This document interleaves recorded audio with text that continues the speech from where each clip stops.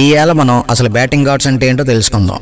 మనం మన ఇంటి దగ్గర ఉన్న ఏ గవర్నమెంట్ స్కూల్ గ్రౌండ్లోనో ఊరు బయట ఉన్న పొలాల్లోనో గల్లీ క్రికెట్ ఆడుతున్నప్పుడు మనం బౌల్డ్ అవ్వకూడదని స్టంప్స్కి అడ్డంగా నిలబడి బ్యాటింగ్ చేస్తాం. అలాంటప్పుడు బౌలర్ స్టంప్స్ మొత్తం కవర్ చేస్తున్నావురా బాబు, నాకేం కనిపించట్లేదు, కొంచెం కవరింగ్ ఇవ్వు అని అడుగుతాడు. అప్పుడు మనం బౌలర్ని మనసులో తిట్టుకొని కొంచెం కవర్ ఇస్తాం. సో బౌలర్ అలా అడిగినప్పుడు అతనికి మనం కవరింగ్ ఇస్తే ప్రాబ్లమే లేదు. అలా కాకుండా బౌలర్ అడిగినా కూడా మనం వినకుండా స్టంప్స్కి అడ్డంగా నిలబడిపోతే కొంతమంది కోపంతో బాల్ బ్యాట్స్మెన్ మొహం మీదకి సరిపోలని అలా కొడతారు. ఇది మనలో గల్లీ క్రికెట్ ఆడిన ప్రతి ఒక్కరికి ఎక్స్పీరియన్స్ ఉంటుంది.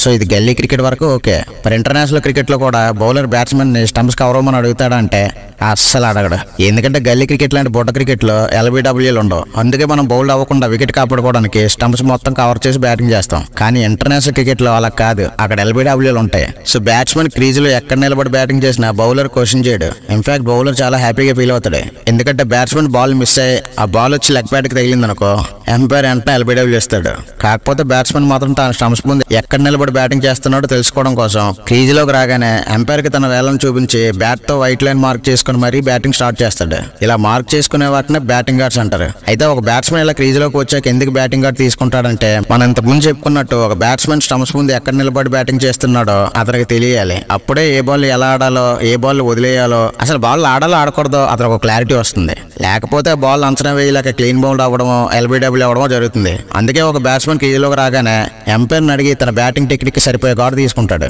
అయితే ఇక్కడ బ్యాట్స్మెన్ అంపైర్ ఇలా ఎందుకు అడుగుతాడంటే, అంటే తను ఎక్కడి నుంచి ఉన్నాడో బ్యాట్స్మెన్ కి మాత్రం తెలియకుండానే క్రికెటర్ అయిపోయాడంటే తెలియక కాదు. బ్యాట్స్మెన్ కి ఆపోజిట్ డైరెక్షన్ లో స్ట్రైట్ గా నిల్చున్న అంపైర్ కు బ్యాట్స్మెన్ బ్యాట్ ని ఏ స్టంప్ దగ్గర పెడుతున్నాడో ఇంకొంచెం ఎక్కువ క్లియర్ గా కనిపిస్తుంది. ఇంకా ఈజీగా చెప్పాలంటే బ్యాట్స్మెన్ క్రీజ్ లోకి వస్తాడు, వైట్ లైన్ పై బ్యాట్ పెట్టి అంపైర్ కి తన ఫింగర్స్ ని చూపిస్తాడు. ఆ సిగ్నల్ బట్టి బ్యాట్స్మెన్ తను అనుకున్న బ్యాటింగ్ గార్డ్ తీసుకున్నాడో లేదో అని అంపైర్ చెక్ చేసి చెప్తాడు. అంతే. ఒకవేళ బ్యాట్స్మెన్ సరిగ్గా తను అనుకున్న గార్డ్ దగ్గర బ్యాట్ ని పెడితే అంపైర్ థమ్స్ అప్ సింబల్ చూపించి ఓకే ఓకే క్యారీ అని అంటాడు. అదే బ్యాట్స్మెన్ తను అనుకున్న బ్యాటింగ్ గార్డ్ దగ్గర కరెక్ట్ గా బ్యాట్లు పెట్టలేకపోతే అప్పుడు అంపైర్ నీ ఏంటి ఆ బ్యాట్ పెట్టడం, కరెక్ట్ గా ఏదో గార్డ్ దగ్గర బ్యాట్ పెట్టు అని చెప్పి దాన్ని సరి చేస్తాడు. ఆ తర్వాత బ్యాట్స్మెన్ ఆ వైట్ లైన్ పై తన షూ స్పైక్స్ తో తెగ మార్క్ చేసేస్తాడు. అలా బ్యాట్స్మెన్ తన షూ తో పిచ్ పై గీకడం చూస్తే పిచ్ అరిగిపోతేమని మనకు అప్పుడప్పుడు భయం వేస్తుంది. ఇక మామూలుగా అయితే బ్యాటింగ్ గార్డ్స్ అనేవి 5 రకాలుగా ఉంటాయి. అవేంటంటే leg stump guard, leg and middle stump guard, middle stump guard, middle and off stump guard, off stump guard.